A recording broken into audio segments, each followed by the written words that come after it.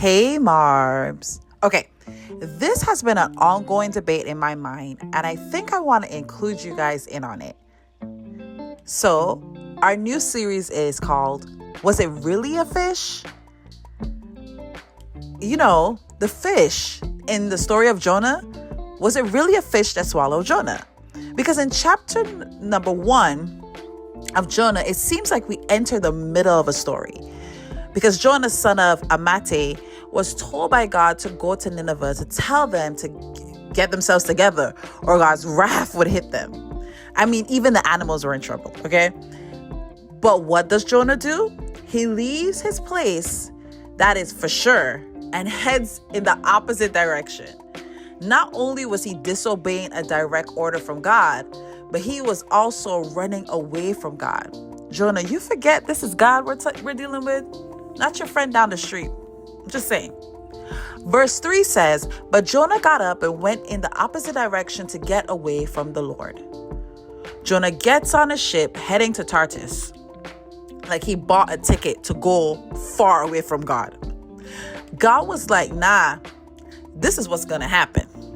Verse 4 says, but the Lord hurled a powerful wind over the sea, causing a violent storm that threatened to break the ship apart. The sailors prayed to their gods and began to throw cargo overboard to help the situation. Where was Jonah? Asleep in the hole. Yeah. The captain was like, every man on this ship needs to pray to their God because we may perish out here, okay? So why all my life, right? When I hear this story, I actually thought that Jonah confessed and convinced the sailors to throw him overboard. Apparently, they cast lots to see who had upset the gods, and even the fake gods pointed back to Jonah. Then somehow, during the storm, they asked Jonah questions like, why did you bring this storm to us? What do you do for a living? What country are you from? And your nationality. Yeah, maybe I am thinking with my modern brain and forgetting that this was like an entirely different time period.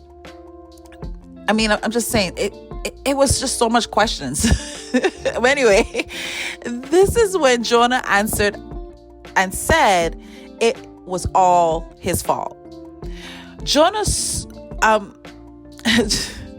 So you really told, I was like, Jonah, so you really told these guys, right, that you were running away from God. That is why you needed to go to Tarsus. Oh, wow. The sailors were terrified and asked, what are we to do now? Throw me into the sea and it will become calm again. I know that this terrible storm is all my fault. Say what, Jonah? You want these guys to throw you into the sea with uppercase letters, in the middle of a storm with uppercase letters, that God hurled your way like a pitcher trying to strike out their opponent. You sure you're okay? I mean, I can see why the sailors were like, let's row a little harder to get the ship to land first. That's not working. Okay, we already lightened the load, but that didn't help. The Lord of Jonah, don't make us die for this man's sin, and don't hold us responsible for his death. Oh Lord, you have sent the storm upon him for your good reasons. Then they threw him overboard. Listen, either when Jonah made first contact with the water, or the sailors blinked and the storm stopped, or at least that's what I envision, okay, as to what took place, because the sea became calm right after Jonah went overboard. The sailors were like, who is this God he's serving? And from that day, they served the God of Jonah. This is where things get interesting. The last verse in the chapter, verse 17, is what I am stuck on. The God of the universe arranged for a great fish to swallow Jonah. This is how the New Living Translation writes it. Just so we can get a comparison, let us look at what some of the other versions say. NIV, the Lord provided a huge fish. TPT, which is I think the Passion. Yahweh directed a huge fish to be at the very point it is like Jonah was catching a ride or Uber or Lyft, KJV, the Lord prepared a great fish, amplified, prepared and appointed a great fish. Why does it seem this fish was able to be requested and confirmed to be right in the area to collect Jonah? It just seems like the fish had somewhere else to be, and God specifically said, hey, on this day at this time, you're going to swing by and collect Jonah. We could look at it as God trying to save Jonah's life.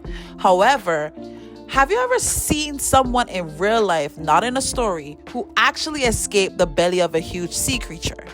If so, please let me know, because I got my theories, okay? And it just doesn't seem like Jonah caught a ride with Free Willy, okay? I'm just saying. Psalms 104 verse 26 to 27, LLT.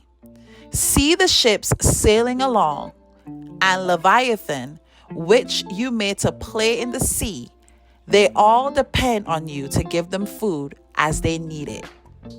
And that's what the Bible says, not TJ.